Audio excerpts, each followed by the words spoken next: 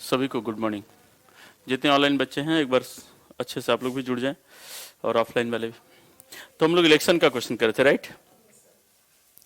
Election में हमने बताया था कि अगर कुछ इनवैलिड हो जाए कुछ वैलिड हो जाए कैसे कैसे हम लोग करेंगे। एक क्वेश्चन लास्ट में हमने बताया था कि देखिए कास्टिंग कितना होता है 100%, और यह जो मिलेगा ना यहाँ ऐसे आगे बढ़ेगा कि कुछ कहा जाए कि रजिस्टर्ड 100 होंगे, कुछ कास्ट किए और कुछ कास्ट नहीं किए,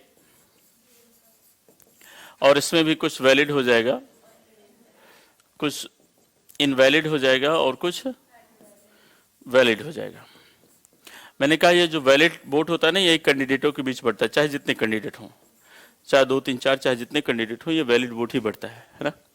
यहां से एक क्वेश्चन मैंने आपको बताया था कि देखिए कभी कभी ऐसा कहेगा कि सपोज करिए कि यह 20% नहीं डाले होंगे 80%। 80 में 80 का मान लीजिए कि 25% इनवैलिड हो गया, तो 25% 25% ऑफ 80, इसका मतलब 20%, तो वैलिड कितना होगा 60। ये 60% ही बटेगा।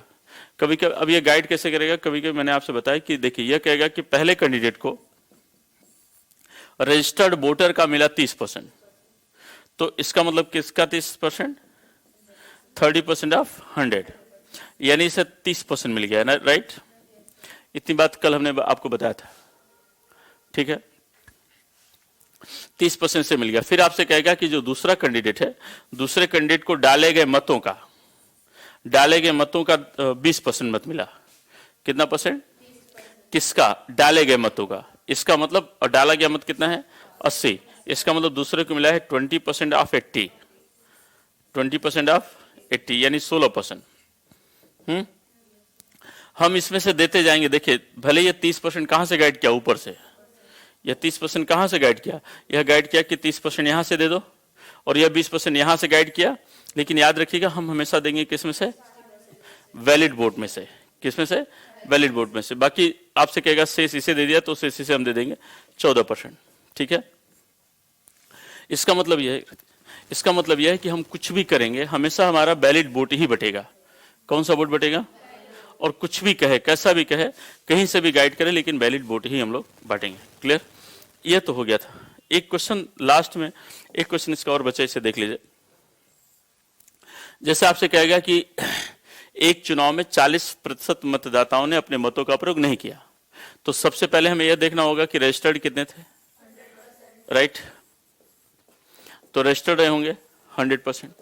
40% ने वोट नहीं डाला ना, डिडंट कास्ट हो गए 40%। तो कास्टिंग कितनी होगी,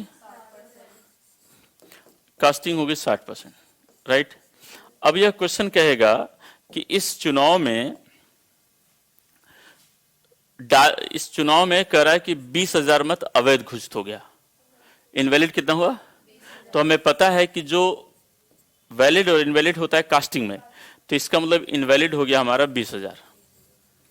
इनवैलिड हमारा कितना हो गया, 20,000 मत हमारा इनवैलिड हो गया। तो अब जरा देखा जाए कि अगर यहां पर 10% होता तो हम 60 में 10 घटा के 50 लिख देते। अगर यहां 20 होता 60 में 20 घटाकर 40 लिख देते। यहां जो भी होता इसे घटाकर वैलिड में लिख देते, राइट। तो अब हम क्या करेंगे कि हमारा जो वैलिड आएगा, यह बहुत अच्छा क्वेश्चन, इसे समझना है कि जो हमारा वैलिड आएगा वह आएगा 60% माइनस 20,000। क्लियर। और अब आपसे क्वेश्चन कहेगा कि इसमें 2 कैंडिडेट हैं। पहले कैंडिडेट को रजिस्टर्ड वोटर का 32% मत मिला, तो फर्स्ट को मिला होगा 32% ऑफ, हाँ बहुत अच्छा, हाँ रजिस्टर्ड वोटर। इसका मतलब यह 32% आ गया। अब आपसे कहेगा शेष मत ना दूसरे उम्मीदवार को मिला, तो सेकंड कैंडिडेट को शेष मिला। शेष कहां से पता चलेगा कि भाई हमारे पास कुल 60% माइनस 20,000 है, इसमें से 32% चला जाएगा। तो अब आप देखिए कि 60%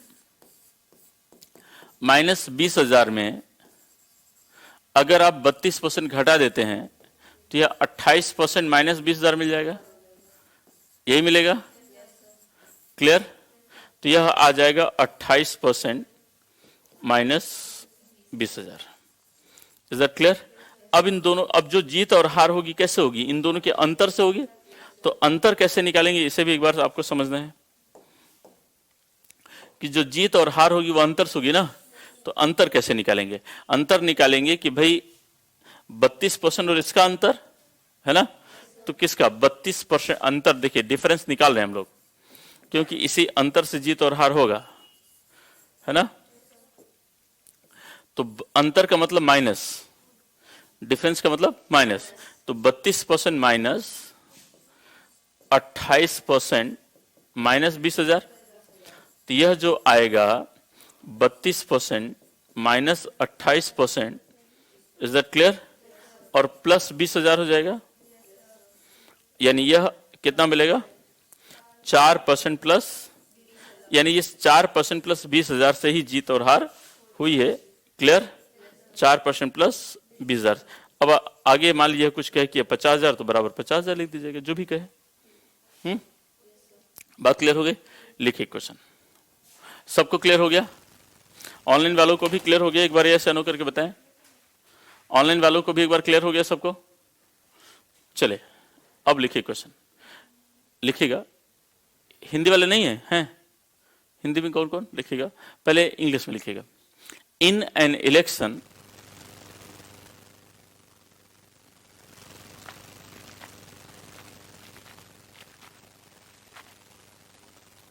forty percent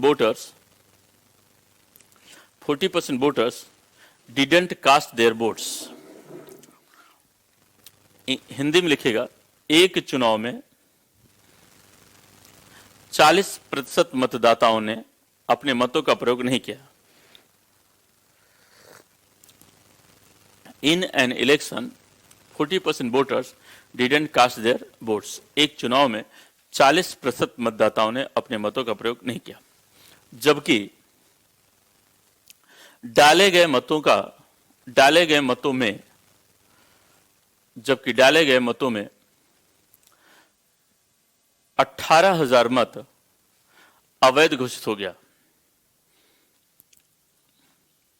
while 18,000 votes of casting votes declared invalid. डाले गए मतों में 18,000 मत अवैध घोषित हो गया, while 18% votes of casting votes declared invalid. तथा शेष मत वैध घोषित हुआ, and rest votes declared valid.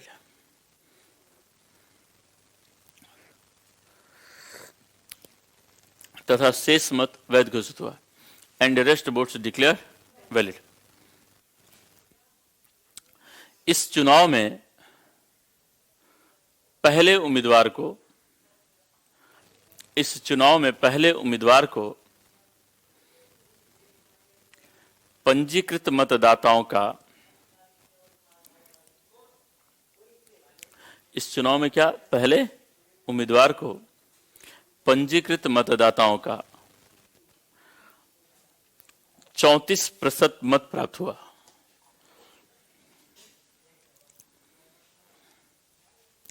34% मत प्राप्त हुआ तथा शेष मत दूसरे उम्मीदवार को प्राप्त हुआ।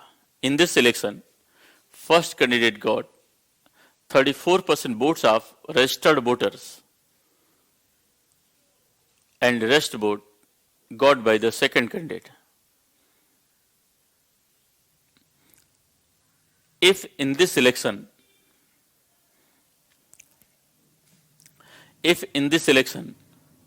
second candidate lose the election by 50,000 votes,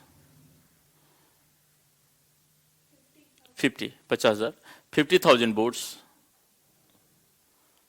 then calculate the number of registered voters. Hindi में लिखे, कहां तक लिखा? कितना? शेष मत दूसरे उम्मीदवार को प्राप्त हुआ। यदि इस चुनाव में दूसरा उम्मीदवार 50,000 मतों से चुनाव हार गया हो, 50,000 मतों से चुनाव हार गया हो, तो इस चुनाव के मतदाता सूची में, तो इस चुनाव के मतदाता सूची में पंजीकृत मतदाताओं की संख्या क्या थी?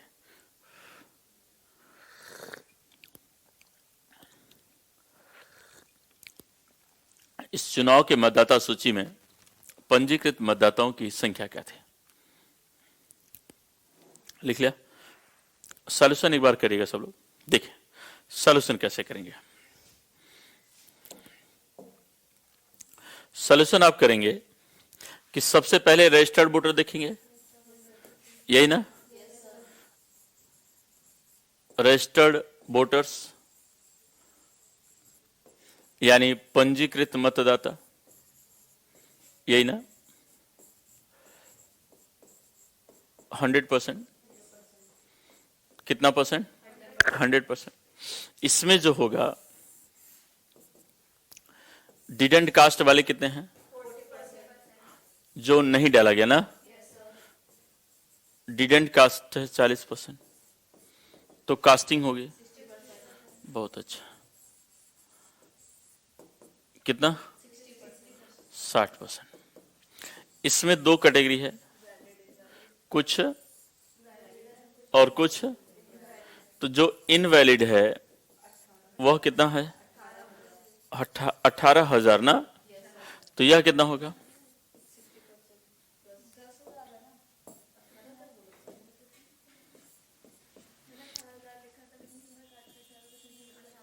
वैलिड कितना है? 60% माइनस 18,000। क्लियर? देखिए इसमें दो कैंडिडेट हैं, पहला और दूसरा। फर्स्ट को कितना मिला? 34% ऑफ रजिस्टर्ड, तो पहले को मिला है 34% ऑफ 100, राइट? तो यह मिला भैया 34%। कितना? शेष कर रहा है, तो 60 में जब 34 घटाएंगे तो कितना मिलेगा? 26। तो रेस्ट जो मिलेगा 26% माइनस 18,000। क्लियर? अब जो जीत और हार हुई है, इनका जो जीत और हार हुई है, जो विन और लूज हुआ है, तो क्या करेंगे?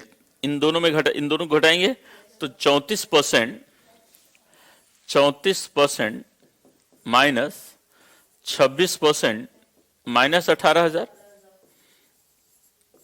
तो जब यह ब्रैकेट ब्रेक होगा, जब यह ब्रैकेट टूटेगा, तो यह क्या हो जाएगा? यह क्या हो जाएगा? प्लस हो जाएगा। तो 34 में से 26 गया कितना? 8% प्लस 18,000। क्लियर? तो ये जो जीत और हार हुई है, यह हुई है 8% प्लस, और यह कह रहा है कि दूसरा कैंडिडेट 50,000 से हार गया है। इसका मतलब 8% प्लस 18,000 की वैल्यू कितनी है? 50,000। कितना है? तो 8% की जो वैल्यू आएगी वह कितनी आएगी? यह 18,000 इधर चला जाएगा, तो 50 में 18 घट जाएगा, 32 मिलेगा। तो 8% की वैल्यू 32,000। यहां तक बात क्लियर? 1% की वैल्यू, सॉरी, 8% की वैल्यू अगर 32,000, तो यहां से 1% की वैल्यू 4,000। कितना? और अब आपसे पूछ रहा है कि पंजीकृत मतदाता कितने थे? तो पंजीकृत मतदाता कितने थे? 100% थे। कितने थे? 100%। तो जो रजिस्टर्ड वोटर थे 100 गुणित 4,000 यानी 4 लाख। जो रजिस्टर्ड वोटर थे वो कितने थे? 4 लाख। क्लियर? यही आपसे पूछ रहा था। ऑनलाइन वालों को समझ में आ गया सबको? जितने बच्चे ऑनलाइन थे इन सबको समझ में आ गया? ऑनलाइन वाले एक बार यस नो करके बताएं।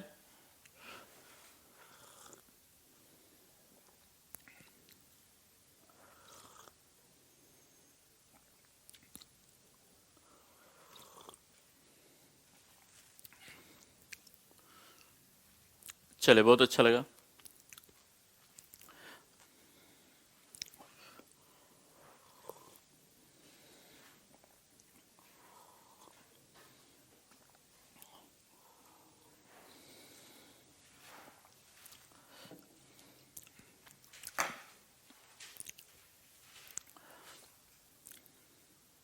सर एक बार और बता दीजिए, चले एक बार और बता देता हूं, एक बार ऐसे समझिए, एक बार और सब लोग देख लीजिए कि जैसे आपसे यह कहा जाए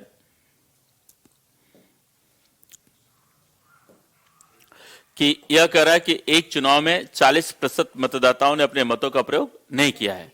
नहीं किया इसका मतलब पहले तो यह देखा जाए कि 100% रहे होंगे, 40% नहीं किया तो किया होगा 60%। यह कह रहा है कि डाले गए मतों में 18,000 मत अवैध घोषित हो गया।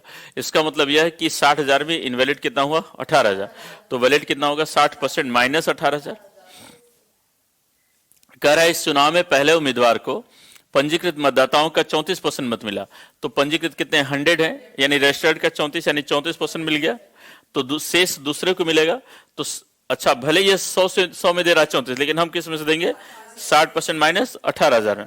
तो जब घटाएंगे 60% माइनस 18,000 में 34%, तो हमें मिलेगा 26% माइनस 18,000। क्लियर। और इन दोनों का जो अंतर है यह कितना है 8%। 8% प्लस 18,000, इसकी वैल्यू दिया है 50,000, 8% की वैल्यू 32,000, 1% वैल्यू 4,000, और आपसे 100% पूछ रहा है तो 4 लाख। यहां तक सबको क्लियर हो गया? चले चले, बहुत अच्छा लगा। अब आगे बढ़ते हैं, ऐसे क्वेश्चन हो जाएंगे। आगे बढ़ते हैं।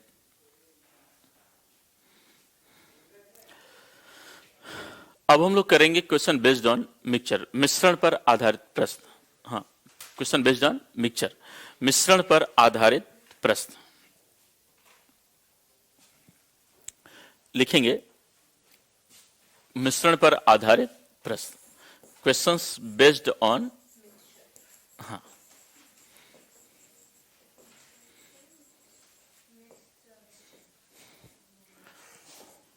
मिश्रण पर आधारित प्रश्न।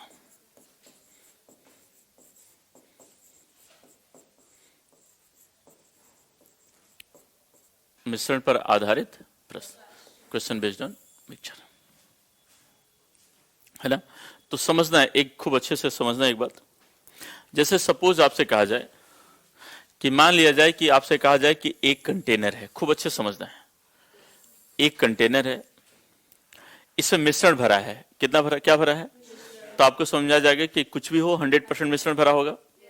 कितना परसेंट? 100%। मैं आपसे कहूंगा कि इसमें 60 लीटर दूध और पानी का एक मिश्रण है, मिल्क और वाटर, है ना, जिसमें मैं आपसे बता दूं कि दूध 80% है और शेष पानी है, तो पानी कितना होगा? बहुत अच्छा लगा।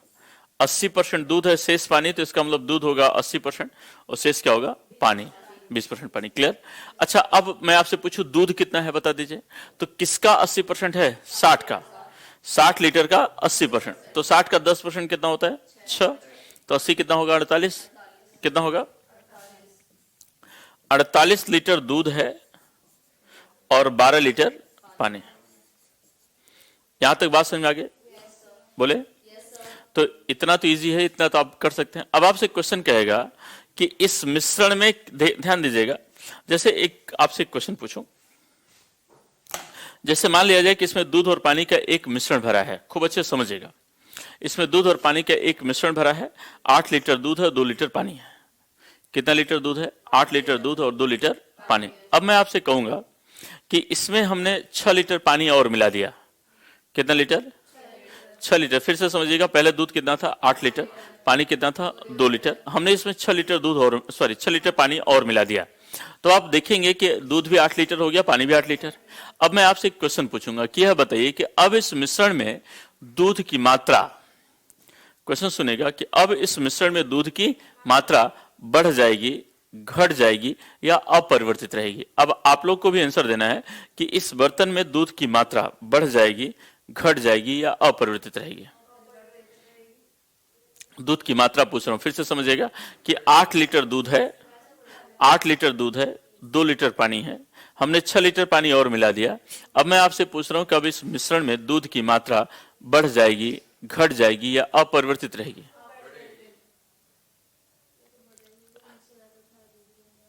दूध की मात्रा, मैं दूध की मात्रा पूछ रहा हूं,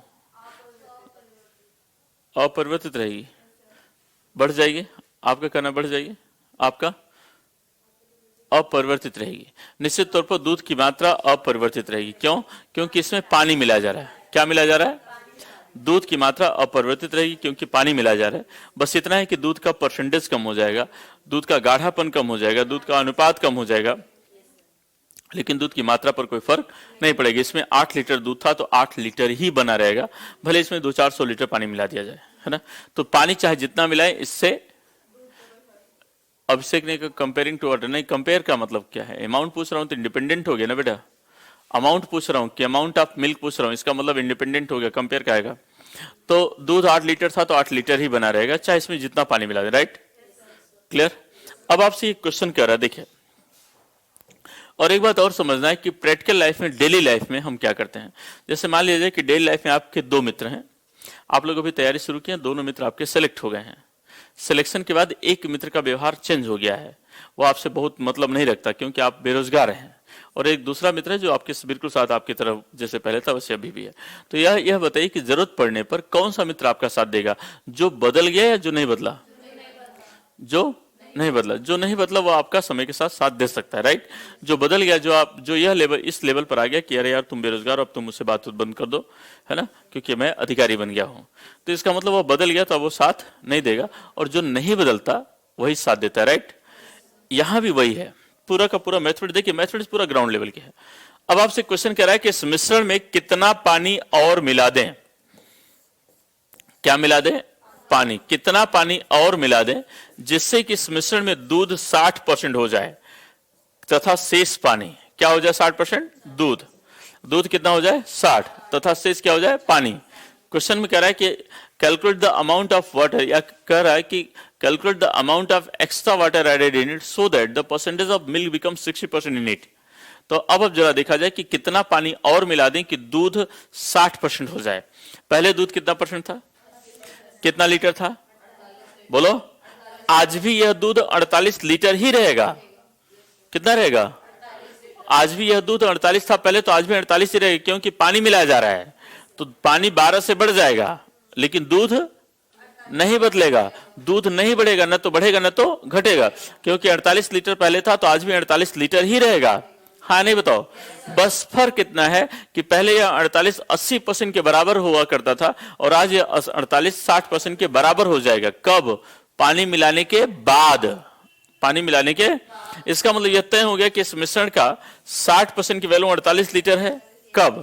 पानी मिलाने के बाद। तो आप कह सकते हैं कि after added water, after added water, पानी मिलाने के बाद, पानी मिलाने के बाद, राइट। पानी मिलाने के बाद 60% की वैल्यू कितनी हो गई? 48। बोलो हाँ या नहीं? अब मिश्रण 100% होता है, तो 100% की वैल्यू के लिए बटे 60 गुणित 100। हाँ नहीं बताओ? तो 6 अठे 48, 10 अठे यानी 80 लीटर हो गया। बोलो यार जल्दी से, कितना लीटर हो गया? यानी अब यह मिश्रण 60 से बढ़कर कितना हो गया?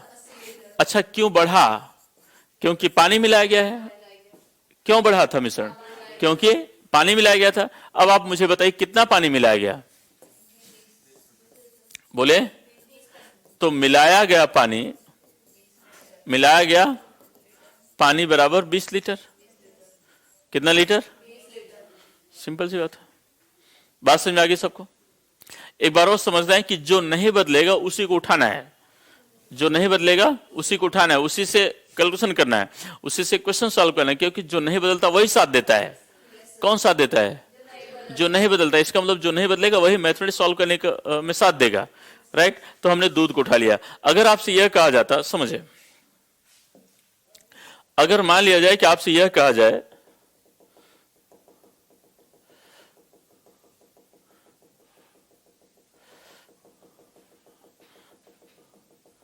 और बैक,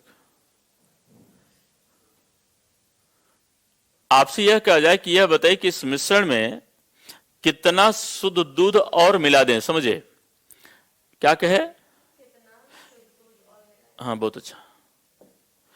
आपसे कहा जाए कि इस मिश्रण में कितना शुद्ध दूध और मिलाएं। क्या मिलाया जा रहा है?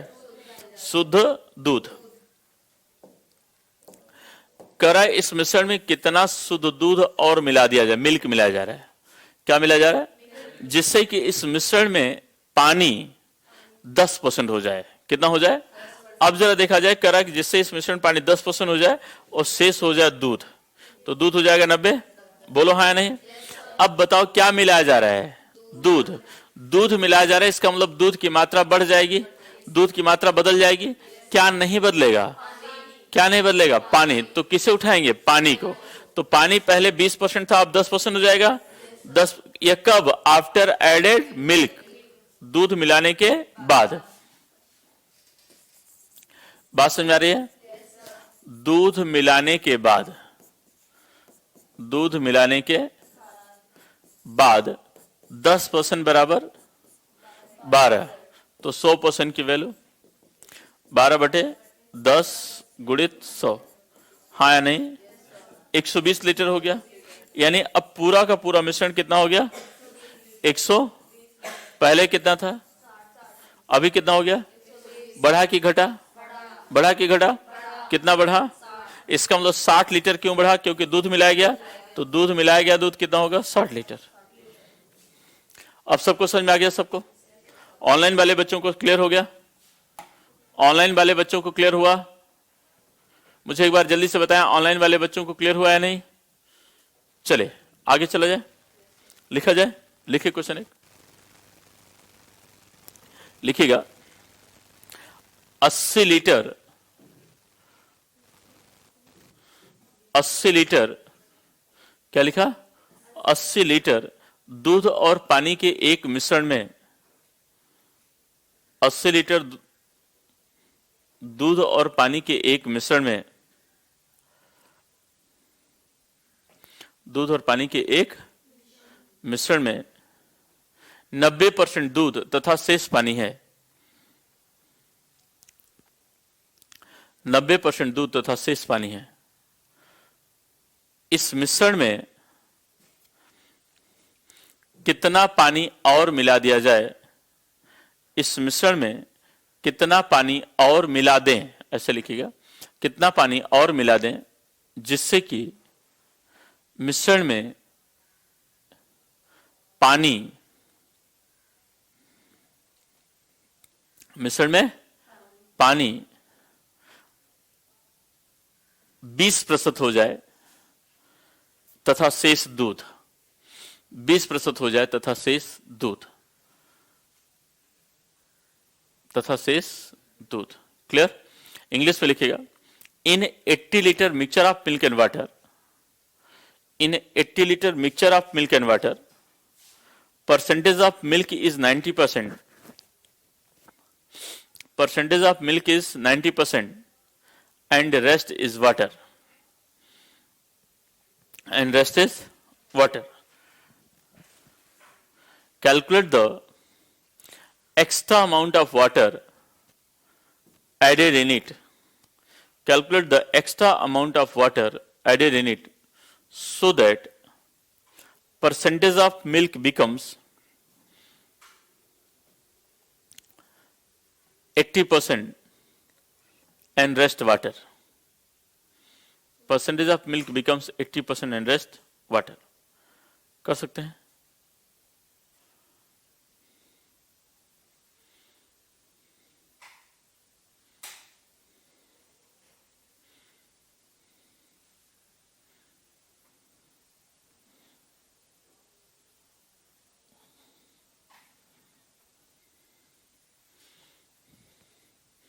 कर सकते हैं सब लोग? करिए।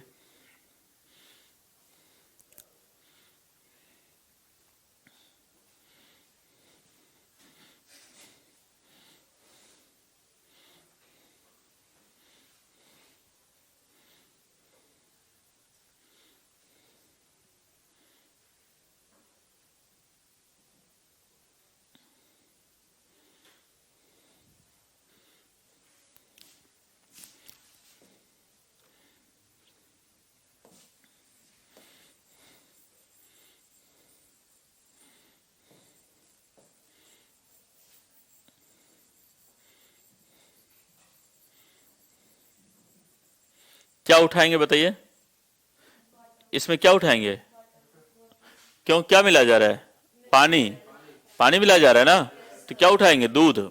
क्या उठाएंगे? दूध। हाँ, देखिए तो अब जरा देखा जाए यहां कितना लीटर था, कितना लीटर? 80। मिल्क कितना? 90%। वाटर कितना? पक्का? तो सबसे पहले देखिए 72 लीटर दूध है, कितना? और पानी 8 लीटर, कितना लीटर? पक्का? अब आपसे क्वेश्चन में कह रहा है कि इस मिश्रण में क्या मिलाया जा रहा है? कितना? बहुत है। कह रहा है कितना पानी और मिला दें? क्या मिलाया जा रहा है? क्या मिलाया जा रहा है? पानी। तो क्या नहीं, अब देखिए तो पानी मिलाया जा रहा है, कह रहा है जिससे पानी 20% हो जाए और दूध कितना हो जाए तब? अब बताइए क्या नहीं बदलेगा? पानी मिलाया जा रहा है ना, पानी मिलाया जा रहा है तो क्या नहीं बदलेगा? दूध। क्या नहीं बदलेगा? पक्का? तो दूध, चूंकि देखिए ऐसा लिख सकते हैं, चूंकि पानी मिलाया जा रहा है, पानी मिलाया जा रहा है, यही ना, अतः दूध नहीं बदलेगा, अतः दूध नहीं बदलेगा। क्लियर? तो दूध उठाने पर, दूध उठाने पर, क्या करने पर? उठाने पर। तो जब हम दूध उठाएंगे तो 80% वैल्यू 72, बोले तो 80% की वैल्यू कितनी? 72। हाँ या नहीं? 100% की वैल्यू निकालें, डायरेक्ट निकालें ना, तो बटे कितना?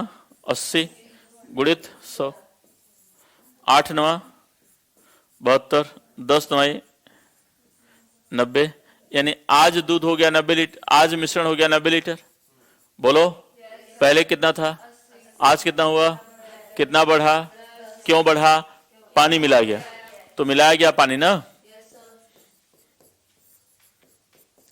मिलाया गया पानी बराबर 90 माइनस 80 बराबर 10 लीटर।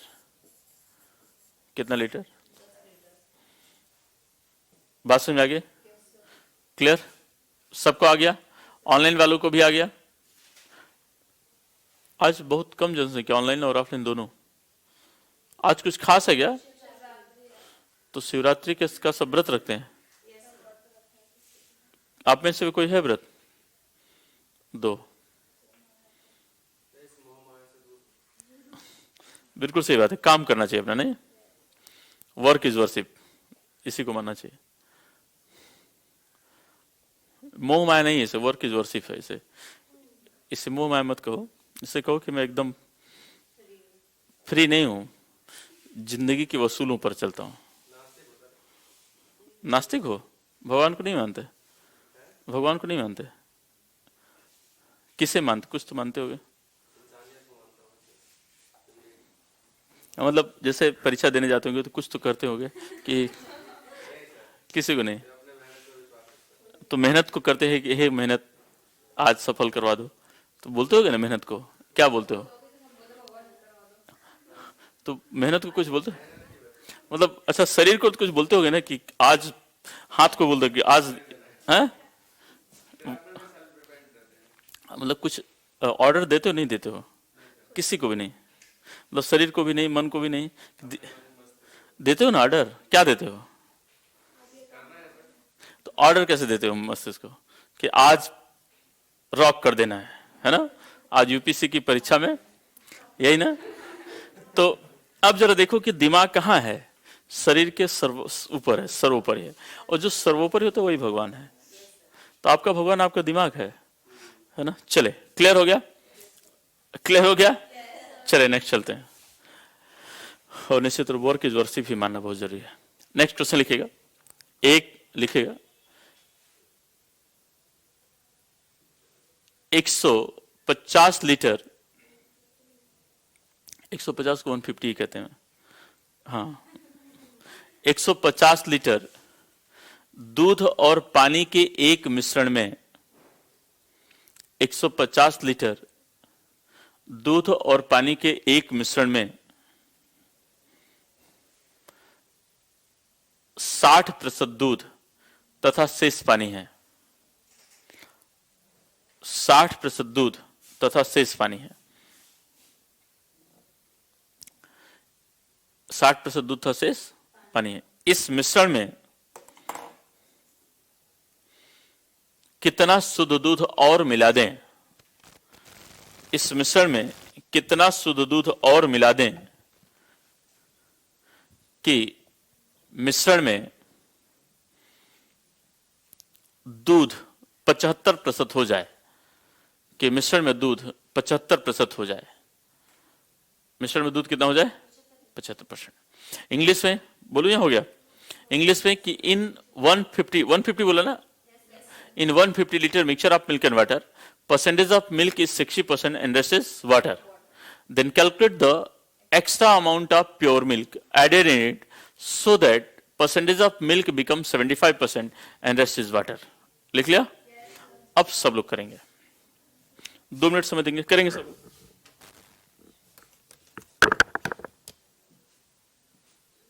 और एकदम आराम से क्या उठाना है ये देख लीजिए।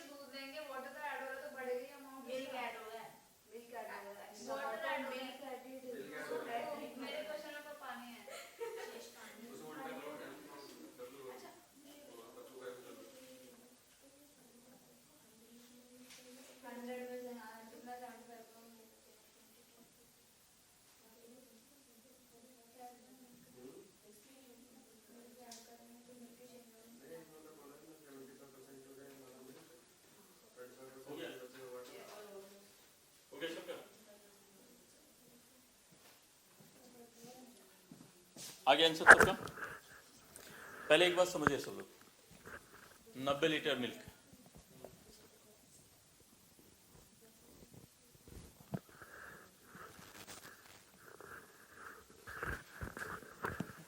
चलिए आइए देखते हैं, सुने,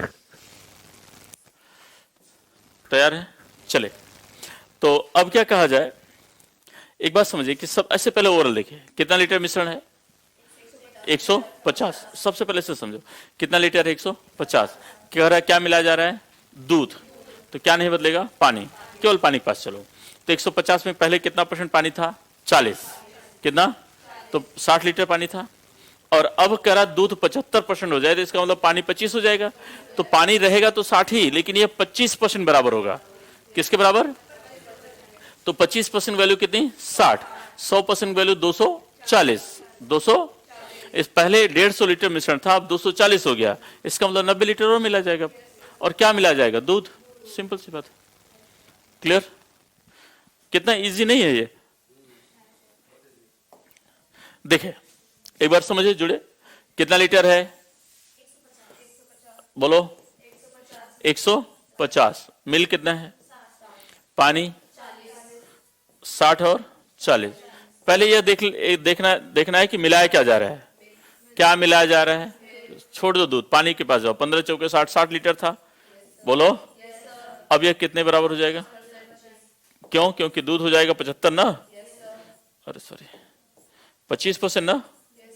और दूध कितना हो जाएगा? 75। तो छोड़ दो, दूध का मतलब नहीं है, बस इसी को उठाना है। तो 25% की वैल्यू 60। कब? दूध मिलाने के पहले या बाद? दूध मिलाने के बाद। सबको समझ में आ रहा है? तो दूध मिलाने के बाद 25% वैल्यू 60। 100% निकालो।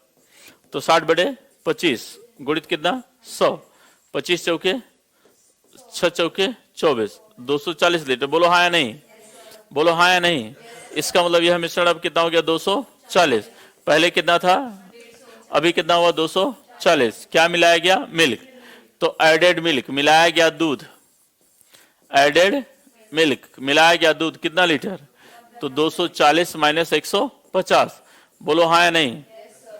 अरे बोलो भाई। 240 माइनस 150 बराबर 90 लीटर। Is that clear? हो गया? यहां तक सबको समझ में आ गया? प्रिया अधिकारी का भी 90 लीटर आ गया। सबको क्लियर हो गया? एक बार सब लोग, ऑनलाइन वाले बच्चे भी यस या नो करके जल्दी से जवाब दें। ऑनलाइन वाले बच्चे भी सब लोग जल्दी से यस या नो करके जवाब दें। राइट लिखकर जल्दी से मैसेज लिखिए। नेहा का यस, वंदना, प्रिया, अभिषेक, बहुत अच्छा। ज्योति, सबने सही है। चले, बहुत अच्छा, सबको समझ में आ गया। आगे चले नेक्स्ट। अब ऐसे क्वेश्चन देखिए, वैसे भी मिश्रण का बहुत भारी भारी क्वेश्चन है। अभी आपके लेवल में जितना, आपके लेवल में ऐसे ही आएगा कि कितना दूध मिला दें, कितना पानी मिला दें, कितना क्या कर दें, ऐसे आएगा। ठीक है, तो अब हमने सारा चीज करा दिया। अब हम लिखेंगे, एक करा दूं क्या ना, है ना?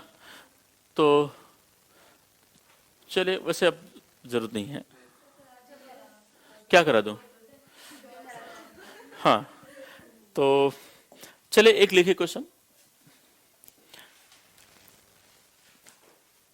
वैसे देखिए अभी तो अब आपको जरूरत नहीं है, प्रतिशत का वितरण नहीं है, औसत प्रतिशत करा देता हूं।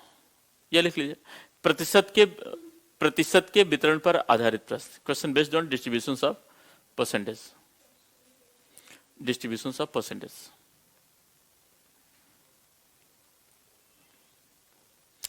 प्रतिशत के वितरण पर आधारित प्रश्न। वैसे बहुत अब ज्यादा पढ़ा रहा हूं आपके लेवल से, है ना? अब आपके लेवल से ऊपर तो मुझे लगा जरूरत नहीं है। चलिए एक क्वेश्चन लिख लीजिए, एक दो क्वेश्चन। प्रैक्टिस सेट मिल जाएगा। हाँ, प्रैक्टिस सेट आज ही मैं आप लोगों को कोशिश करता हूं कि आज ही आप लोगों को ऑनलाइन भिजवा दूं, है ना? हाँ हाँ, क्वेश्चन की प्रैक्टिस आज ही दिला दूंगा। क्यों? ऑफलाइन मिल जाएगा आपको, कौन जरूरत? जो जैसे जिसके पास नहीं है, आप नहीं चलाती फोन, तो ऑफलाइन दे दिया जाएगा, है ना? मतलब सबका ध्यान रखा जाएगा, है ना? ध्यान एक बार समझिए, मतलब खाने की संपूर्ण व्यवस्था है ना? हाँ हाँ, जो मतलब जिस लेवल पर खाना चाहे, पीना चाहे, मान ले पीने खाने वाले दोनों के लिए अलग व्यवस्था है, खाने वाले के लिए अलग व्यवस्था, और पीने वाले तो मतलब सारी व्यवस्था है। चले, क्लियर? पीने का मतलब में पानी से मतलब है। हाँ, किसी और चीज से मतलब नहीं है। यहाँ चाय और कॉफी पानी हो सकता है। लिखेगा, प्रतिशत के वितरण पर आधारित प्रश्न। पहले एक ऐसे कहानी सुन लीजिए सब। जैसे सपोज करिए, एक कहानी ऐसे सुने, और ऑनलाइन वाले भी खूब अच्छे से कान लगाकर मेरी बात सुने और कहानी सुने, और जो कहानी का रिस्पांस मिले, जो उत्तर मिले, वो मुझे टाइप करके उत्तर बताएंगे। ऑनलाइन वाले भी, ऑफलाइन वाले तो बताएंगे ही। सपोज करिए कि मैंने किसी को, मान लिया जाए कि मैं चल रहा था, एक व्यक्ति मिला, मैंने उसे मान लिया हमने उसे 3 थप्पड़ मारा। कितना थप्पड़? और थप्पड़ मारने से चोट लगती है। क्या लगती है? तो मान लिया जाए कि उसे चोट को नापते हैं किलोग्राम में, थोड़ी देर के लिए मान ले, तो मान लेते हैं उसे 2 किलो चोट लगा। कितना चोट लगा? यह मैं हूं, और कितना थप्पड़ मारा? 3 थप्पड़ मारा। ठीक है, 3 थप्पड़ मारा और उसे चोट कितनी लगी, और यहां आप हैं, क्या है, आप, यू, ठीक है। आपने उसे क्या किया कि आपने उसे 5 थप्पड़ मारा, कितना मारा, और तब जाकर 2 किलो चोट लगा, तब जाकर कितना चोट लगा, 2। मैं बेटा समझो अच्छे से, मैंने किसी को 3 थप्पड़ मारा तो 2 किलो चोट लगा, और आपने उसी व्यक्ति को 5 थप्पड़ मारा तब 2 किलो चोट लगा। मैंने कितना थप्पड़ मारा था, आपने कितना, 5। अब मेरे भी 3 थप्पड़ से 2 किलो चोट लगा और आपके भी 5 थप्पड़ से 2 किलो चोट लगा। अब आपसे पूछूंगा, ये बताइए किसके पास पावर ज्यादा, मेरे पास। किसके पास कैपेसिटी ज्यादा, मेरे पास। किसके पास एनर्जी ज्यादा, मेरे पास। किसके पास इंटेंसिटी ज्यादा, मेरे पास। पक्का, यहां तक बात क्लियर। इसका मतलब यह है कि यह तो थप्पड़ है, तो दोनों की के थप्पड़ की वैल्यू क्या होगी, बराबर। तो इसका मतलब अगर थप्पड़ का रेशियो देखा जाए तो 3:5 है, बोलो। अगर मैं पावर की बात करूं, कैपेसिटी की बात करूं, इंटेंसिटी की बात करूं, एनर्जी की बात करूं, है ना, ठीक है, एनर्जी की बात करूं, फोर्स की बात करूं, पावर, कुछ भी बात करूं, तो इसका मतलब मेरे पास जो होगा वो ज्यादा होगा, और मेरे पास 5 होना चाहिए और आपके पास 3 होना चाहिए, हाँ नहीं, यानी मेरी कैपेसिटी, मेरा पावर, मेरा सब कुछ 5 होना चाहिए और आपका कितना होना चाहिए, 3। क्यों, क्योंकि हम दोनों बराबर थप्पड़, बराबर चोट मारे हैं। तो इसलिए देखिए कि 3 5 5 तिहाई, 3 5, 3 5 जोड़ो, बहुत अच्छा बेटा, 3 5 9, बहुत अच्छा, बहुत अच्छा, 3 5 5 3, पक्का, 3 5 का अंतर 2, 5 3 का अंतर, यानी हर एंगल से सब कुछ बराबर दिखाने के लिए हमने क्या किया, थप्पड़ का रेशियो क्या था हमारा, 3 और 5 था, और पावर का रेशियो क्या हो गया, 5 और 3, उल्टा कर दिया। क्लियर, समझना अच्छे से। जैसे मान लिया जाए कि सपोज करें कि एक व्यक्ति आया और मैं हूं यहां और आप हैं, मेरे पास भी रुपया है, कुछ धन है, और आपके पास भी कुछ धन है। एक व्यक्ति आया, उसने मुझसे कहा कि सर कुछ रुपया दे दीजिए, उधार दे दीजिए। ऑनलाइन वाले भी खूब अच्छे समझेंगे, सर कुछ रुपया उधार दे दीजिए। मैंने उसे कुछ रुपया दे दीजिए, मुझे जरूरत है। मेरे पास जितना था ना, मैंने उसका 10% दे दिया। कितना परसेंट दे दिया, मेरे पास जितना था रुपया उसका मैंने 10% दे दिया। आपके पास भी गया तो आपने क्या किया कि आपके पास जितना था उसका 25% आपने दे दिया। कितना परसेंट, किसे, एक व्यक्ति था, मेरी बात समझ आ रही है, एक व्यक्ति था, इसे मैंने अपने रुपए का 10% दिया और आपने अपने रुपए का, मैंने इससे बुलाया कि भाई इधर आ, ये बता इन लोगों ने कितना दिया। तो इसने कहा कि सर जितना रुपया आपने दिया है उतना ही रुपया इन दोनों ने दिया, इसका मतलब मेरा 10% उतना ही जितना आपका 25% है, यानी मेरे रुपए का 10% उतना ही है जितना आपके रुपए का 25%।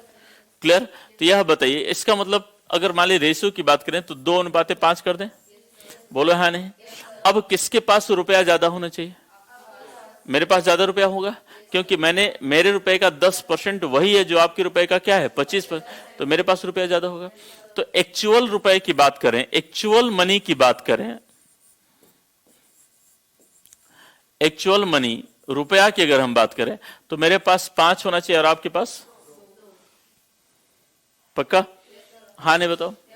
इसका मतलब एक चीज निकल कर सामने आया, यहां तक सबको बात क्लियर हो गई ऑनलाइन वालों को। इसका मतलब एक चीज निकल के सामने आया कि जब दो अलग अलग परसेंटेज हो और इनकी वैल्यू अगर सेम दिखे, इनकी वैल्यू क्या दिखे, सेम, अलग अलग भिन्न भिन्न परसेंटेज हो, अगर इनकी वैल्यू सेम दिखे, वैल्यू इनकी बराबर हो, इक्वल हो, सेम हो, तो इसका मतलब इनकी जो एक्चुअल वैल्यू का रेशियो होगा इनके परसेंटेज के रेशियो का उल्टा। क्लियर, इस बात को आप एक नोट करके लिख सकते हैं, नोट लिखे, एक नोट लिखे सब लोग, हेडलाइन की जो हेडलाइन लिया उसी के अंदर अगर नोट लिखना है लिखेगा। अच्छा, हिंदी में बोलूंगा और इंग्लिश में लिखूंगा यहां, है ना, हिंदी वाले लिखेंगे अच्छे से। यदि भिन्न भिन्न प्रतिशत के मान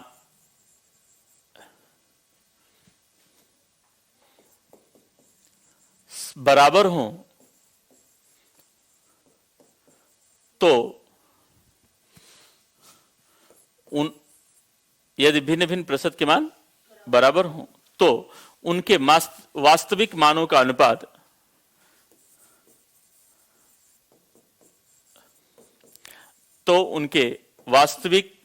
अनुपात उनके प्रतिशत के अनुपात का उल्टा अर्थात विलोमानुपात होगा।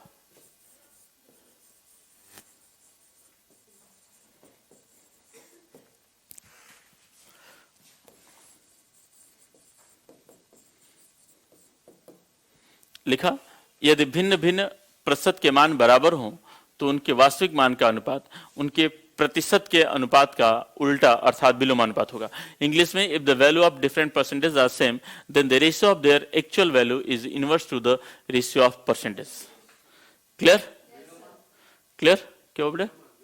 हाँ, विलोमानुपात यानी उल्टा अर्थात उल्टा, है ना। जैसे एग्जाम्पल लीजिएगा, एग्जाम्पल फर्स्ट, अगर यहां 10% है और यहां 15% है तो अनुपात क्या होगा? 2:3। और अगर यह कह दे कहीं कि इनके मान बराबर है, इनके मान क्या है? बराबर है, देयर वैल्यूज आर, ठीक है, देयर वैल्यूज आर सेम, इनके मान क्या है? बराबर। तो एक्चुअल वैल्यू क्या होगी? एक्चुअल क्या होगा? 3:2। क्लियर? क्लियर? करिए। अब क्वेश्चन लिखे सब लोग। सबको क्लियर हो गया? अब क्वेश्चन लिखिएगा। लिखिएगा, एक नगर में, क्वेश्चन लिखना शुरू करिए। अच्छा, ऑनलाइन वाले बच्चे भी बोल दिया करें भाई थोड़ा सा। लिखिएगा, एक नगर में महिला तथा पुरुषों की कुल जनसंख्या, एक नगर में महिला तथा पुरुषों की कुल जनसंख्या, महिला तथा पुरुषों की कुल जनसंख्या 56,000 है। 56,000 है। लिखिएगा, the population of male and female in a town is 56,000। एक नगर में महिला तथा पुरुषों की कुल जनसंख्या कितनी है? 56,000 है ना। लिखिएगा, एक निश्चित समय में पुरुषों की जनसंख्या में 18%, एक निश्चित समय में पुरुषों की जनसंख्या में कितना? 18% तथा महिलाओं की जनसंख्या में 24% की वृद्धि कर दी गई। एक निश्चित समय में पुरुषों की जनसंख्या में 18% तथा महिलाओं की जनसंख्या में 24% की वृद्धि कर दी गई। लिखा, in a certain time population of male is increases by 18% and of female by 24%। लिखा, यदि नगर में महिला तथा पुरुषों की जनसंख्या में बराबर वृद्धि पाई गई हो, महिला तथा पुरुषों की जनसंख्या में बराबर वृद्धि पाई गई हो, तो नगर में महिला तथा पुरुषों के अलग अलग जनसंख्या की गणना कीजिए। If the growth in male and females, if growth in males and females are found same, if the growth in male and female are found same, then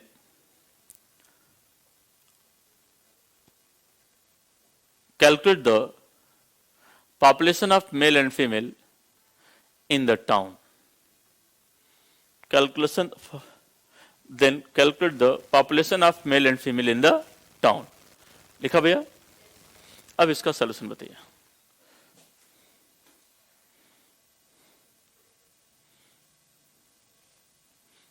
अब इसका सॉल्यूशन बताइए सब लोग।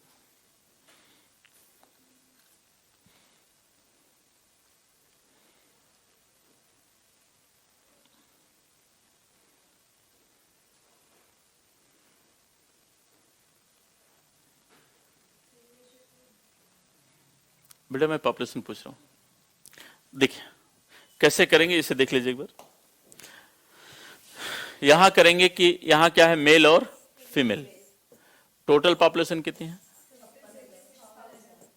56,000 है ना। मेल में ग्रोथ कितना हुआ? 18%। फीमेल में? और कह रहा है कि ग्रोथ सेम है ना, ग्रोथ इन बोथ ना आर सेम। दोनों में बराबर वृद्धि है। दोनों में क्या हुआ, वृद्धि क्या है? बराबर वृद्धि है, हाँ नहीं। इसका मतलब यह कितना है, परसेंटेज का रेशियो जरा देखिए, 3:4। बोलो। तो एक्चुअल पॉपुलेशन का, इसका मतलब जो किसकी जनसंख्या ज्यादा रही होगी, यानी मेल की जितनी भी जनसंख्या थी, खूब अच्छे समझिएगा कि मेल की जितनी भी जनसंख्या थी उसका 18% उतना ही है जितना फीमेल का 24%। क्लियर? तो जनसंख्या किसकी ज्यादा रहेगी, मेल वाली।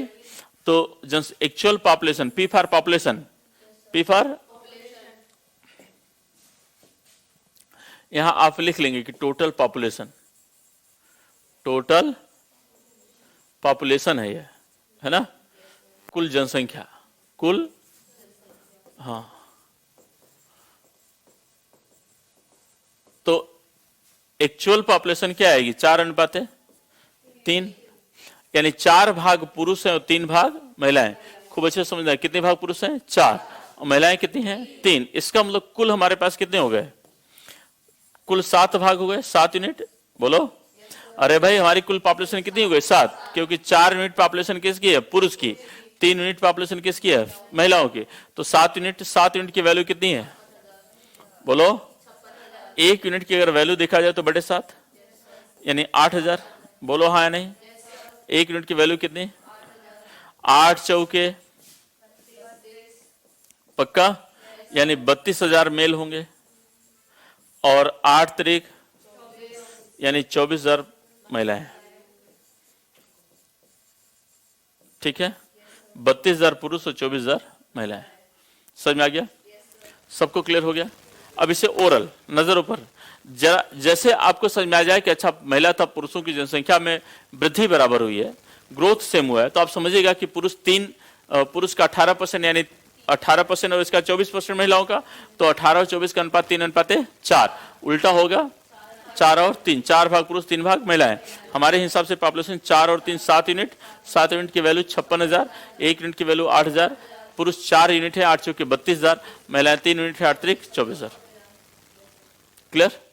चलिए, यहां तक सबको क्लियर हो गया? ऑनलाइन वाले बच्चे बताएं। अभिषेक, वंदना, अच्छा 2-3 बच्चे हैं, प्रिया, 2-3 बच्चे जो ऐसे नो बोलते हैं, ज्योति। क्लियर? चले, नेहा। अच्छा कुछ लोगों को देखकर जो सारा है, चलो अब हम भी यस नो लिख देते हैं, एक साथ सब लोग लिख दें। अमित, बहुत अच्छा, सबको क्लियर हो गया? लिखे, एक नेक्स्ट क्वेश्चन लिखिएगा।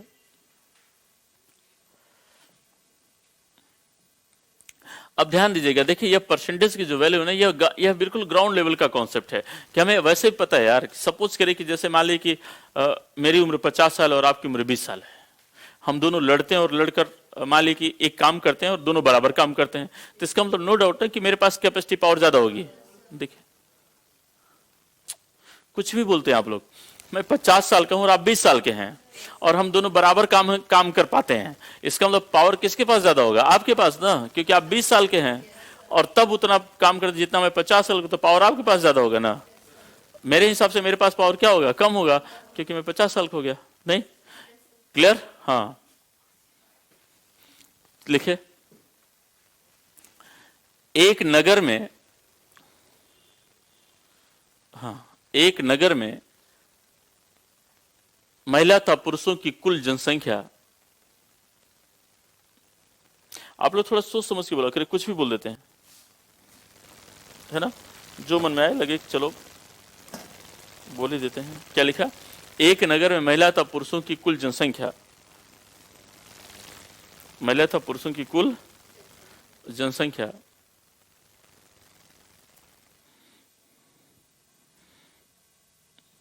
60,000 है। एक नगर में महिला तथा पुरुषों की कुल जनसंख्या कितनी है? 60,000 है। एक निश्चित समय में महिलाओं की जनसंख्या में, एक निश्चित समय महिलाओं की जनसंख्या में 21%, 21% तथा पुरुषों की जनसंख्या में 15% की वृद्धि दर्ज की गई, जिसके बाद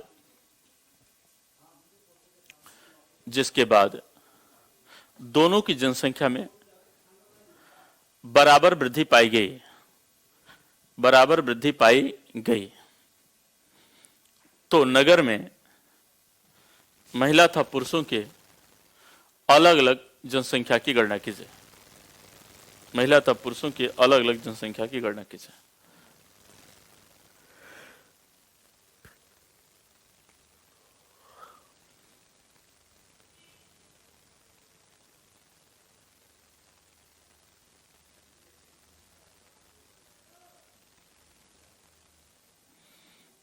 आज कौन सी क्लास है हमारी?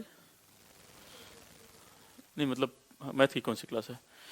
तीसरी, चौथी, पांचवी, छठवीं, सातवीं, आठवीं, नवीं, 10वीं?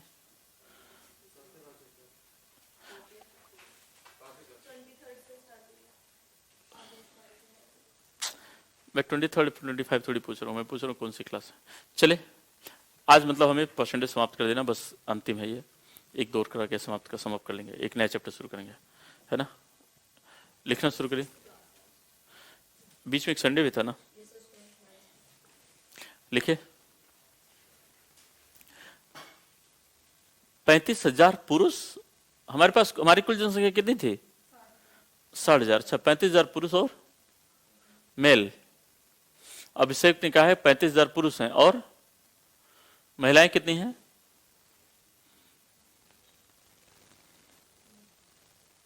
25,000। बहुत ही अच्छा लगा।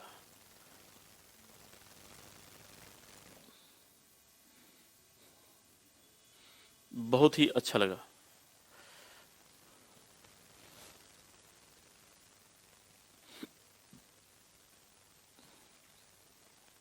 प्रिया का भी आंसर बिल्कुल सही है, 25,000 और 35,000। बहुत ही अच्छा लगा, बहुत ही अच्छा, अल्टीमेट, अद्भुत। 5th क्लास, अच्छा आज 5वीं क्लास है अमित मिश्रा का। बहुत ही अच्छा लगा, अल्टीमेट, अद्भुत। 25,000 और 35,000, बहुत ही अच्छा लगा। अमित का भी आंसर आ गया।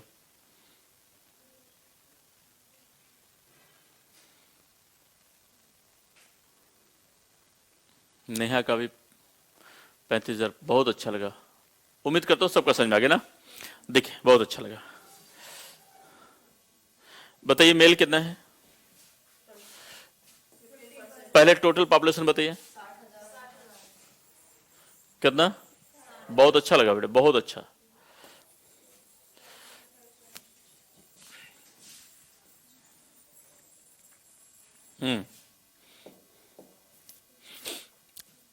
मेल में ग्रोथ कितनी हुई है? कितना? फीमेल में 20, और करा दोनों में ग्रोथ सेम है। टोटल पॉपुलेशन ना, कुल जनसंख्या ना, कितनी? 60,000। कितनी हजार? पक्का? 15, 12, 15, 21 हो गया। किस अनुपात में? 5 और 7। एक्चुअल बताइए, एक्चुअल पॉपुलेशन क्या हो जाएगी? 7:, 7 यूनिट पुरुष और 5 यूनिट महिलाएं। टोटल कितनी हो जाएंगे? कितना? 12 यूनिट की वैल्यू बोलो। 1 यूनिट की वैल्यू बटे 12, 12 पंचे, पक्का। 1 यूनिट की वैल्यू कितनी? 5000। क्लियर हुआ? 5 सते 35,000 कौन? और 5 बचे 25,000 कौन? क्लियर हो गया? सिंपल।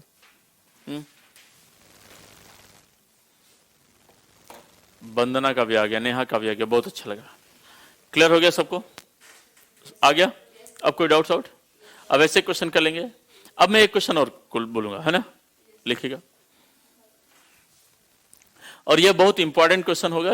हालांकि अब ये ऐसे क्वेश्चन अब सीसेट में नहीं आएंगे, सीसेट में बस जहां तक पहले पढ़ा दिया, लेकिन अब एक क्वेश्चन लिख लीजिए। लिख रहे हैं तो लिखिएगा। एक नगर में, अच्छा एक बात और समझिए, नगर के साथ कुछ भी हो सकता है कि ऐसा भी कर सकता है, ऐसा भी कर सकता है कि एक कक्षा में लड़के था, लड़कियों का कुल संख्या इतनी है, लड़की में इतने वृद्धि, लड़कों में इतना, मतलब ये कुछ भी हो सकता है ना। लिखिएगा। एक नगर में महिला तथा पुरुषों की कुल जनसंख्या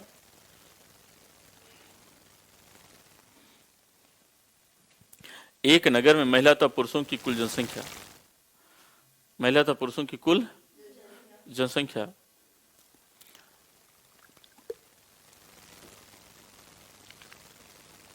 42,000 है। 42,000 है। और एक बात और, ये क्वेश्चन खूब अच्छे से लिखना है और दोनों में अंतर देखना है कि इसके पहले वाले और अब वाले क्वेश्चन में अंतर क्या है। एक नगर में महिला तथा पुरुषों की कुल जनसंख्या कितनी है? 42,000 है ना। महिलाओं की जनसंख्या में 20% की वृद्धि, महिलाओं की जनसंख्या में 20% की वृद्धि तथा पुरुषों की जनसंख्या में 10% की कमी। महिलाओं की जनसंख्या में 20% की वृद्धि तथा पुरुषों की जनसंख्या में 10% की कमी कर देने से नगर में महिला तथा पुरुषों की जनसंख्या बराबर पाई गई। महिला तथा पुरुषों की जनसंख्या बराबर पाई गई तो नगर में महिला तथा पुरुषों के अलग अलग जनसंख्या की गणना कीजिए। महिला तथा पुरुषों के अलग अलग जनसंख्या की गणना कीजिए। लिखा? इंग्लिश में लिखिएगा। Total population of male and female in a town is 42,000। 42,000 है ना? 42,000। If the population of female is raises by 20% and of male, if the population of female raises by 20% and of male is reduces by 10%, then the population of male and female are become same in the town. Then calculate the initial populations of male and female.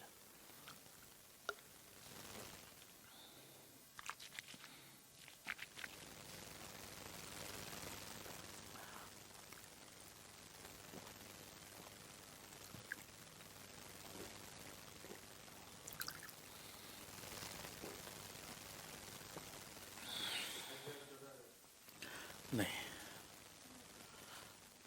28 और 14।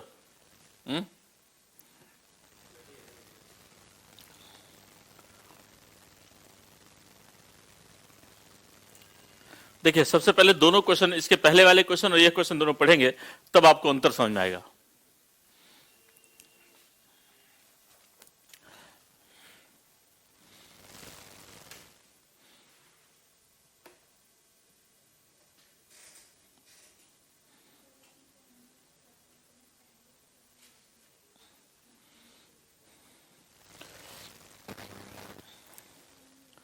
जल्दी से answer बताइए सब लोग।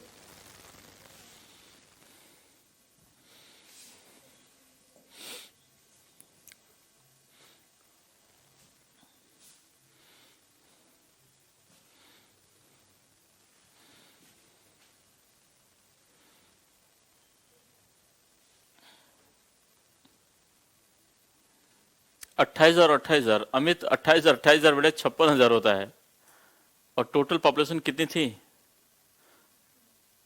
42,000, 42,000 है बेटा। तो अमित 28, 28, 56 हो गया, 42,000 नहीं है, हैं?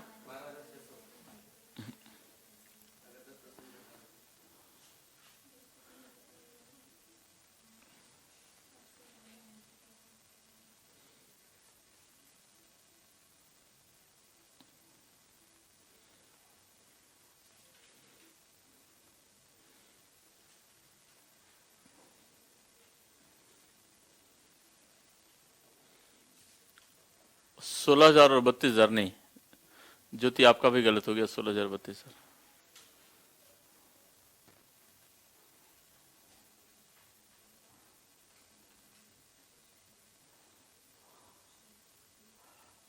इक्कीस हजार और 21,000, अभिषेक नहीं बेटा, क्या बात है।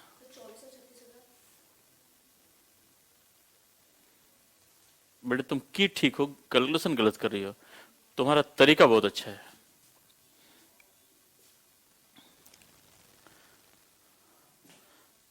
अरे 1 यूनिट की वैल्यू कितनी आई? पुरुष कितने भाग हैं? पुरुष कितने कितने यूनिट है पुरुष? अरे तो ये तो रेशियो है ना बेटा, पुरुष के एक्चुअल रेशियो क्या है? क्या है? 4। तो कितना हो गया? लिखो ना 24,000।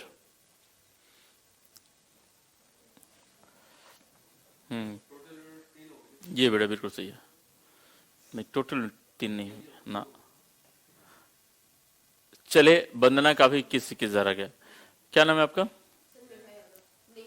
नेहा यादव। नेहा तो यहाँ भी है कोई? हाँ, ऑफलाइन में केवल नेहा यादव का सही है, और कोई? और ऑनलाइन में अभी तक किसी का सही नहीं है। बिल्कुल सही बात है, इसका आंसर 24,000 और 18,000 होगा। देखिए समझिए कैसे, बट इस क्वेश्चन को एक बार देखिए सब लोग, समझिए, जुड़िए। यह मेल है और फीमेल, और यह करा टोटल पॉपुलेशन कितनी है?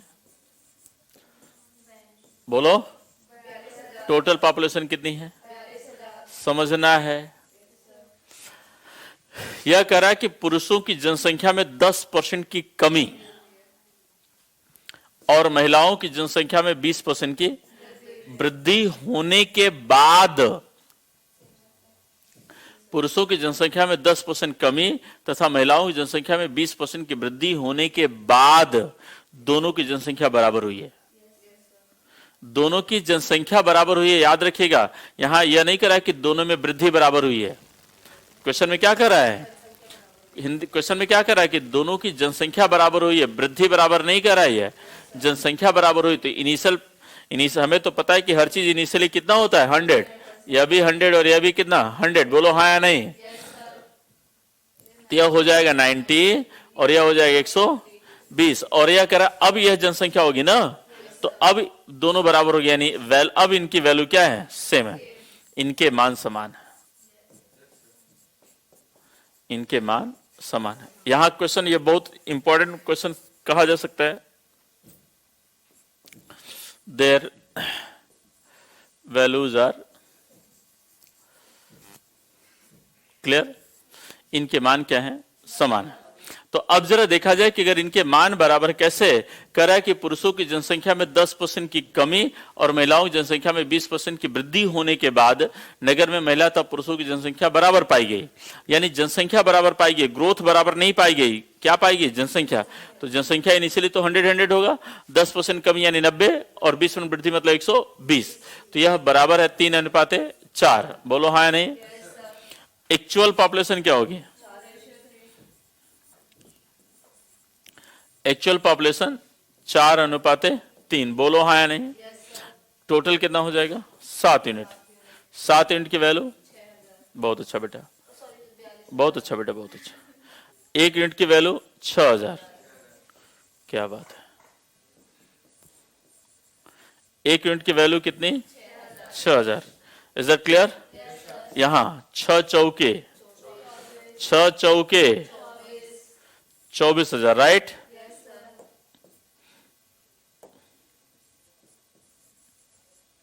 और गुणित 6 ना, 6 तरीक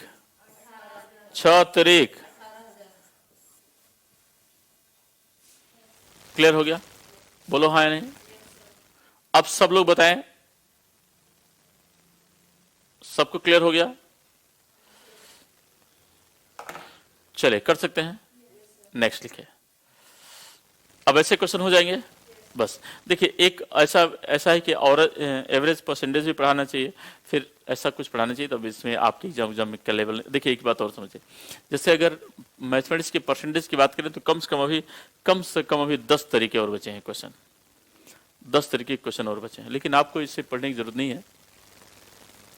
तो आपके लेवल में परसेंटेज समाप्त हो गया, आपके लेवल में परसेंटेज क्या हुआ? समाप्त, परसेंटेज की समाप्ति हो गई। क्लियर? तो अब हम चलेंगे एक नया चैप्टर लेकर, यानी परसेंटेज सी सेट के लेवल का जो परसेंटेज है यह क्या हुआ? कंप्लीट हो गया, समाप्त हो गया। Is that clear? अब हम लोग चलेंगे एक नया चैप्टर लेकर, नया चैप्टर होगा प्रॉफिट लॉस एंड डिस्काउंट। यहां तक अगर किसी को कोई समस्या आ रही हो, ऑनलाइन वाले बच्चे भी एक बार मुझे बताएं कि अब हम आगे चले नया चैप्टर पर, या कहीं किसी कोई समस्या हो, कहीं कोई डाउट हो, तो आप मुझसे यहीं रुककर पूछ लीजिए कि सर एक बार ऐसे क्वेश्चन भी करा दीजिए। तो चला जाए, एक नया चैप्टर होगा profit loss and discount.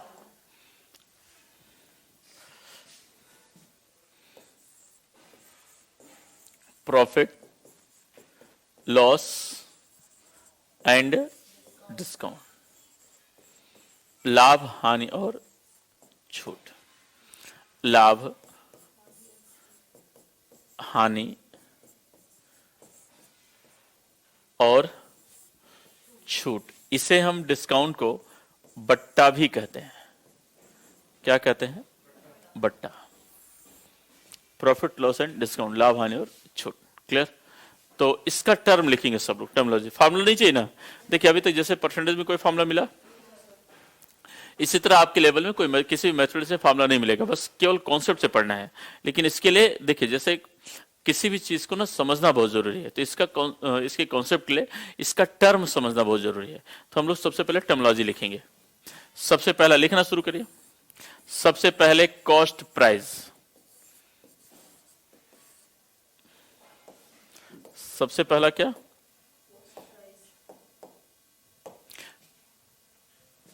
Cost price. Hindi में इसे क्रय मूल्य कहते हैं। कौन सा मूल्य? इसे सीपी से लिखते हैं। किससे लिखते हैं? वह मूल्य जिस पर कोई वस्तु खरीदा जाता है, वह मूल्य जिस पर कोई वस्तु खरीदा जाता है। The price at which object is bought, the price at which object is bought, है ना? तो बॉट प्राइस, जो खरीदी गई वस्तु होती है उसी को, जितने में खरीदा जाता है उसी को हम क्या कहते हैं? सीपी। क्लियर? सेकंड आता है टर्म सेलिंग प्राइस। लिखना शुरू करिए जल्दी से सब। सेलिंग प्राइस है ना, विक्रय मूल्य।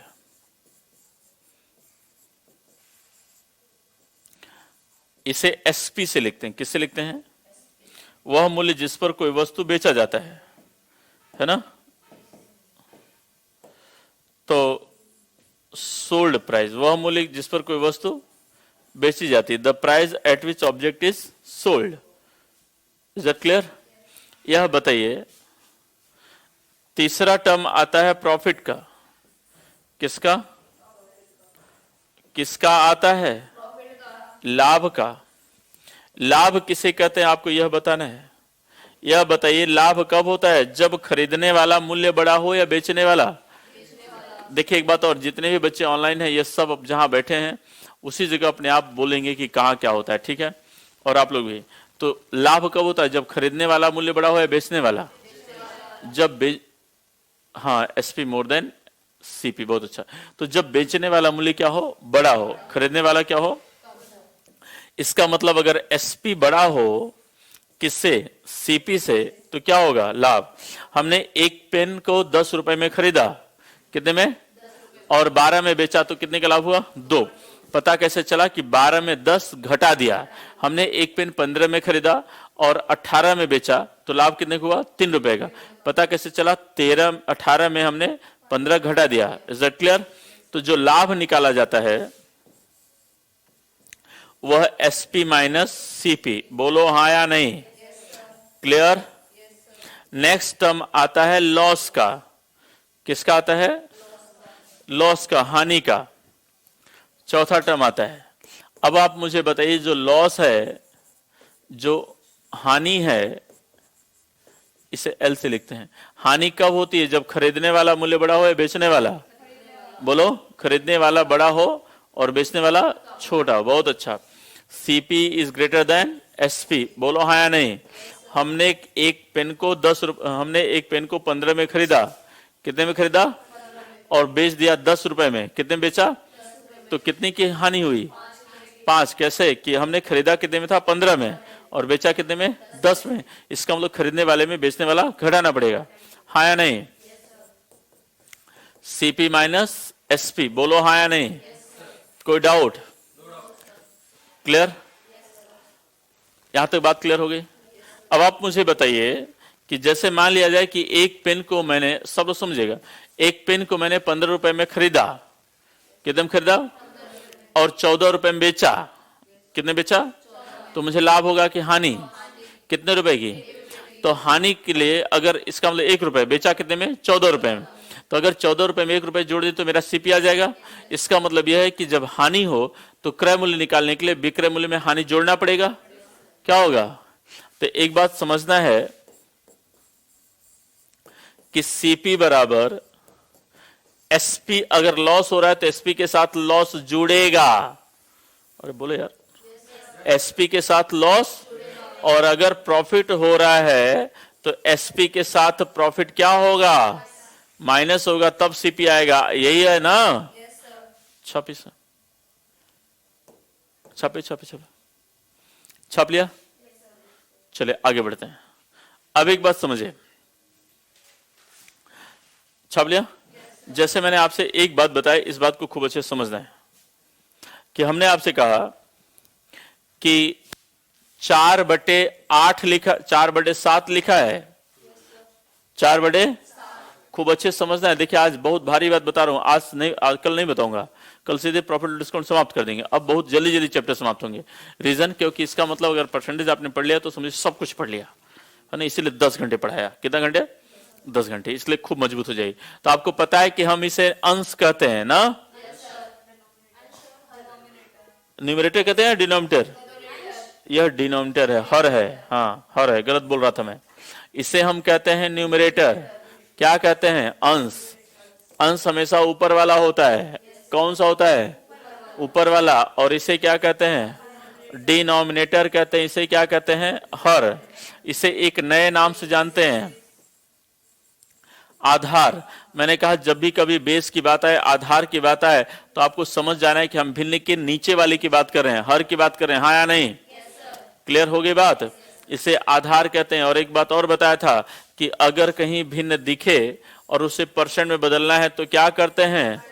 100% से गुणा 5 20 100 20 23 60%। बोलो हाँ या नहीं? क्लियर हो गई बात? इतनी बात मैंने आपको बताई थी। चलो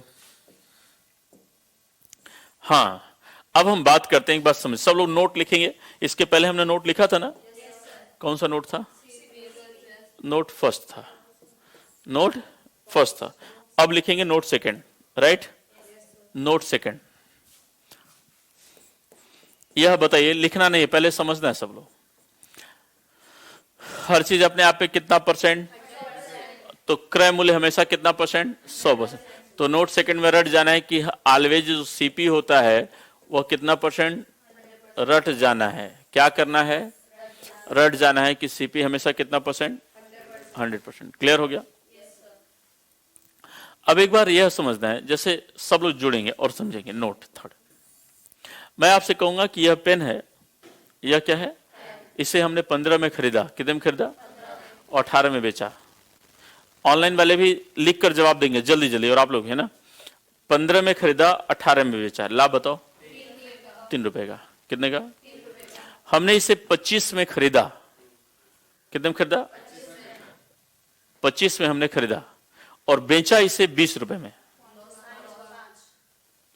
खरीदा कितने में? 25 में। बेचा कितने में? हानि बताइए? 5 रुपए का। 5 रुपए का लॉस। पक्का?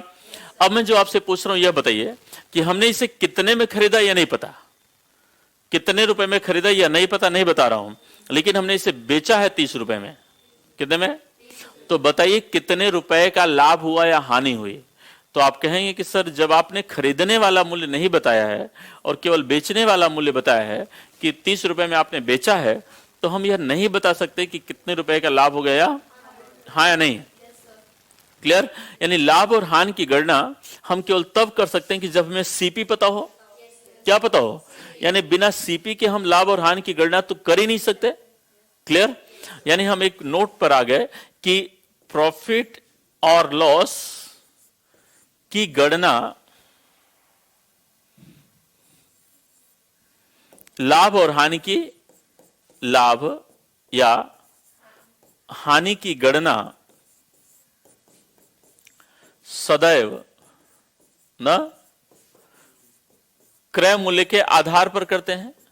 बोले क्रय मूल्य के, और आधार का मतलब क्या होता है?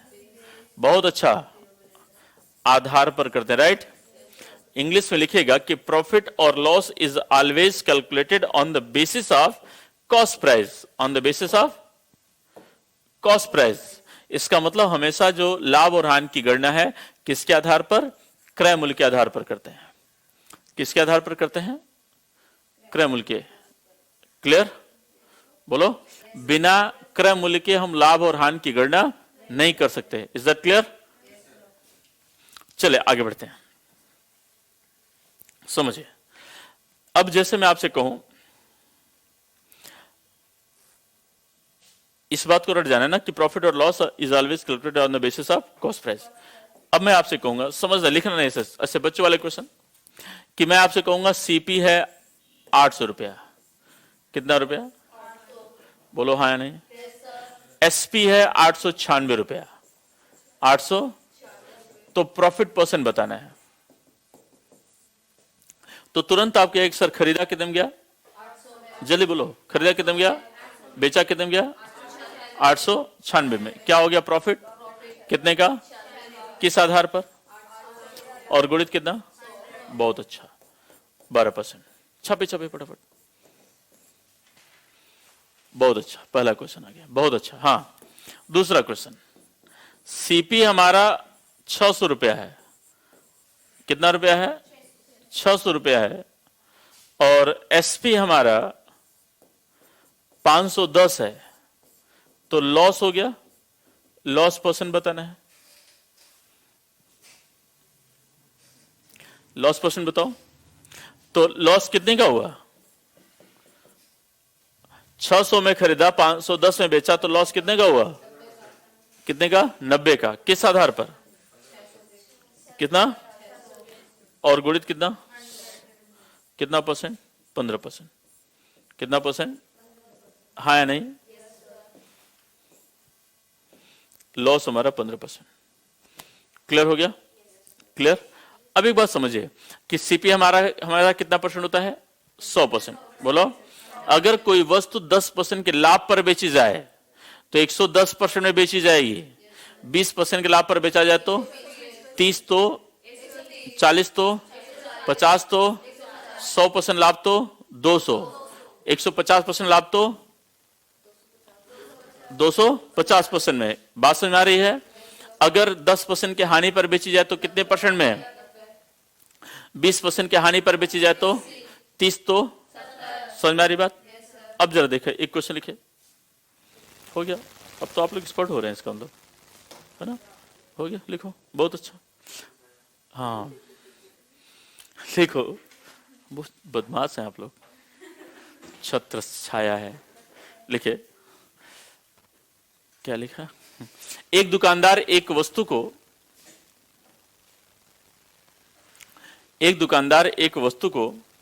10% के हानि पर, एक दुकानदार एक वस्तु को 10% के हानि पर 630 रुपए में बेचता है और शॉपकीपर सोल्ड, नहीं, टू शॉपकीपर, और shopkeeper sold an object at a loss of 10% for rupees 630। 630 ना भैया?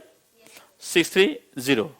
एक दुकानदार एक वस्तु को 10% की हानि पर 630 रुपए में बेचता है। हाँ 630 बोला ना, 630 रुपए में बेचता है, तो वस्तु के क्रय मूल्य की गणना कीजिए। A shopkeeper sold an object at a loss of 10% for ₹630, then calculate the cost price of object. तो सीपी हमेशा कितना होता है? बोलो भैया, सीपी हमेशा कितना? लॉस कितना? 10। तो एसपी कितना हो जाएगा? 90। अरे बोलो भाई, कितना हो जाएगा? क्यों? क्योंकि 100% में खरीदा, 10% हानि पर बिक रही है, तो 90 में। और यह गिवन है ना कि एसपी कितना? 630। 600, ये क्या हो गया? दिस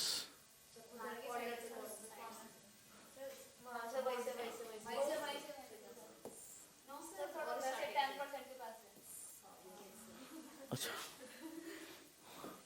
बहुत भैया सब लोग समझे? अभी तो गड़बड़ हो जाता। तो एसपी आपको दिया है कितना? 630। 630 रुपया। तो आपको पता है कि 90% की वैल्यू 630। 90% की वैल्यू 630। 1% की वैल्यू बटे 90, बोलो कितना? 7। और 100% 700, यानी वस्तु का क्रय मूल्य 700। पक्का? वस्तु का क्रय मूल्य कितना? 700। क्लियर हो गया? बहुत अच्छा। एक नेक्स्ट क्वेश्चन लिखे। हाँ बहुत अच्छा। अच्छा ऑनलाइन वाले भी बहुत अच्छा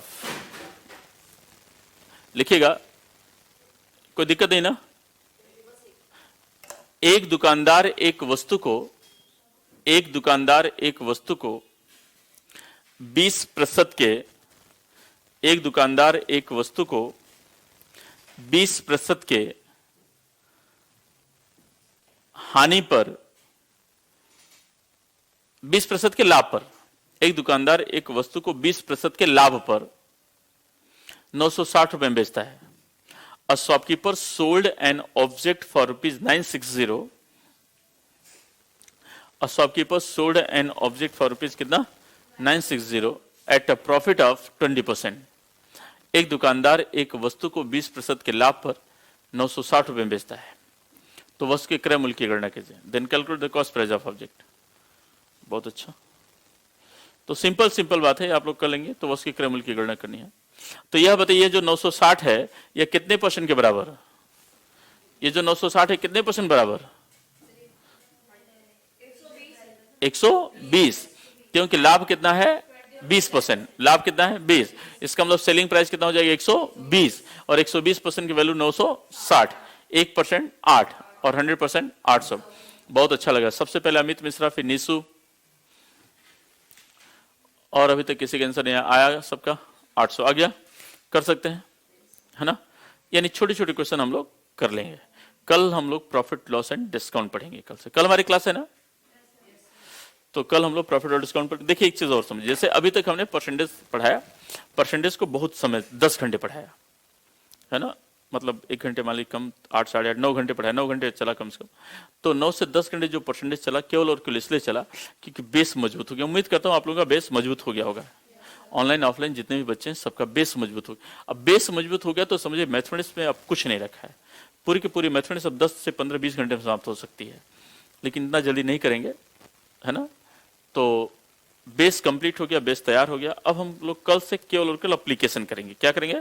जैसे प्रॉफिट और डिस्काउंट पढ़ेंगे तो परसेंटेज का एप्लीकेशन, SICI पढ़ेंगे तो परसेंटेज का एप्लीकेशन, मतलब आप एप्लीकेशन है और चैप्टर सॉल्व हो जाएगा। ठीक है? तो चले आज बस करें इस क्लास को, कल से हम लोग इसे आगे लेके चलेंगे। ठीक है? चले आज बस करते हैं। बहुत बहुत आभार।